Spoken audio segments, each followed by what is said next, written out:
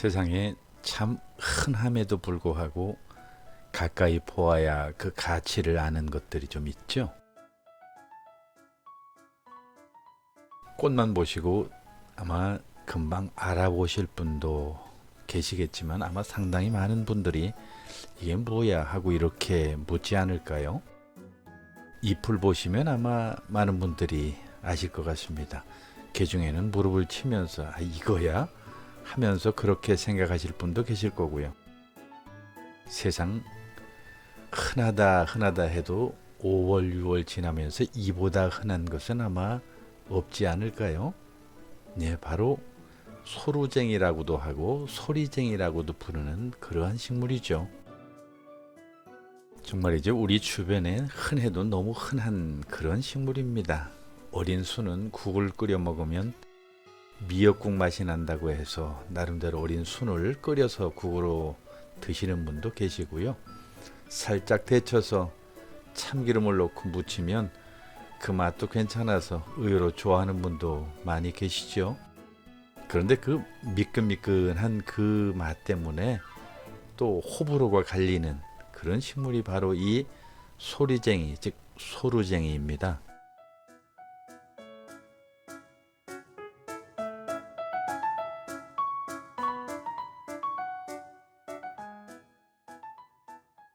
이 소리쟁이가 정작 유명한 이유는 따로 있죠. 왜냐하면 이놈의 약효가 너무 많기 때문에 그렇습니다.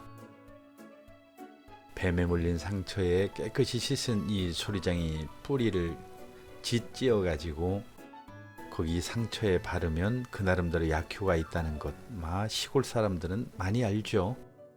뱀에 물린 자리에 두툼하게 하루 두어 번 붙이는 것도 참 약효가 좋고요.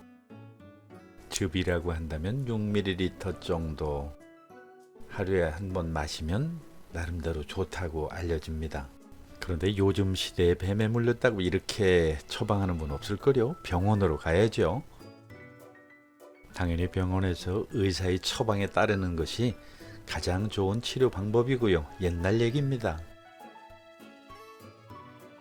그 밖에도 이 소로쟁이는 소화력을 증진시키고 변비를 개선하고 치질 완화나 염증 억제, 피부질환, 탈모까지 정말 어디 안 쓰이는 데가 없는, 약효가 닿지 않는 곳이 없는 그런 특별한 식물입니다.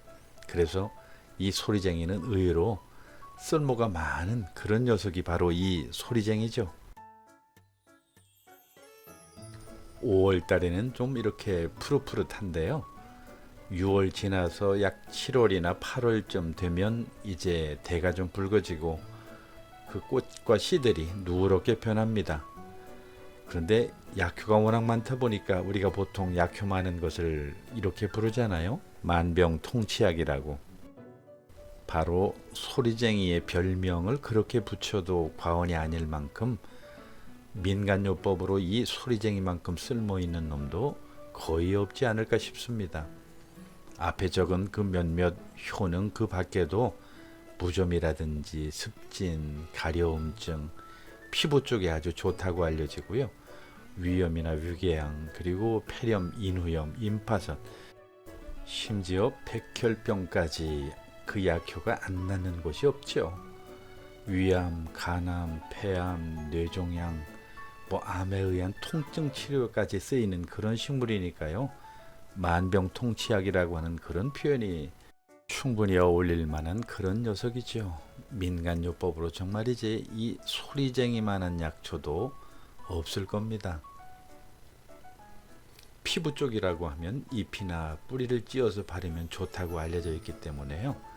여드름이 됐든 피부 질환이 됐다고 한다면 아마 이 녀석이 굉장히 많은 도움을 줄 수 있을 겁니다.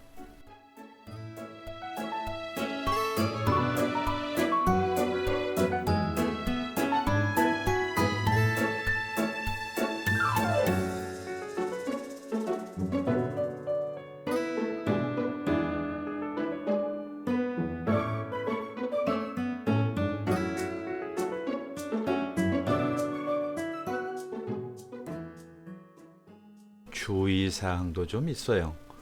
왜냐하면 이 녀석이 독성이 좀 있기 때문에 너무 지나치게 많은 양을 복용하는 것은 결코 도움이 안 되고 해밖에 안 되는 거죠. 혹시라도 변비가 있다고 한다면 이 연한 잎을 국을 끓여서 먹으면 많은 효과를 본다고 알려져 있습니다. 어쨌든 7월이나 8월에 뿌리를 캐서 집안에 두신다고 한다면 내내 좀 쓸모가 있는 그런 식물이 분명한 것 같습니다. 주변 어디나 흔하기 때문에 이 소리쟁이 구하는 것을 염려할 필요는 없어요. 문만 열고 나가면 어디나 있는 게 바로 이 소리쟁이니까요. 그저 당장 마음만 있다고 한다면 7, 8월 돼서 그 뿌리를 좀 채취하는 그 일만 남은 거죠.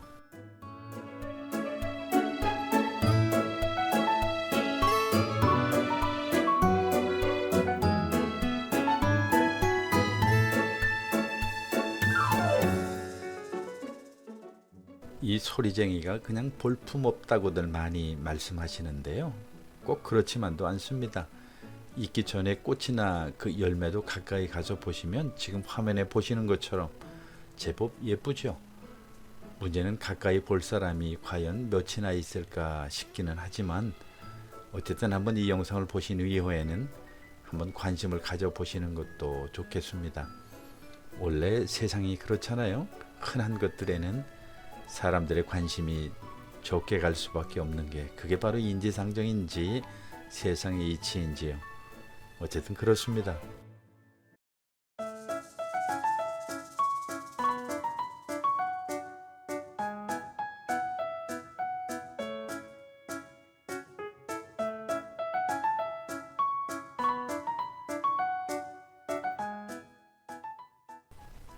이 소리쟁이의 꽃이 그리고 줄기가 녹색 기운이 가시게 되면 대가 빨갛게 변하면서 꽃도 지금 살짝 화면에 보시는 것처럼 누런 색깔로 이제 변하게 됩니다. 어쨌든 요맘때까지만 해도 꽃이 참 예쁘죠. 보기에도 좋고요. 그런데 이게 시간이 지나면 좀 달라지게 됩니다. 뭐 가까이 봐서 더욱 예쁜 거야 말할 나위가 없죠. 마치 무슨 단풍이 든 것처럼 그런 모습으로 우리에게 다가옵니다. 실제로 이것도 단풍은 단풍 아닐까요?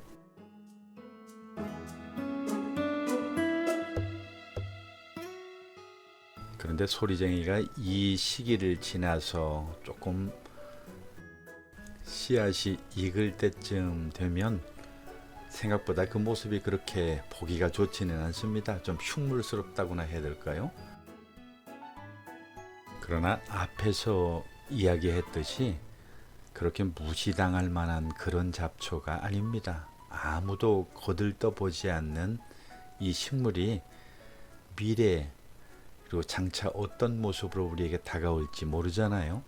인류의 질병을 치료할 아주 획기적인 어떤 기여를 할 수 있는 환영받는 식물이 될 수도 있다라고 하는 그런 기대도 해봅니다.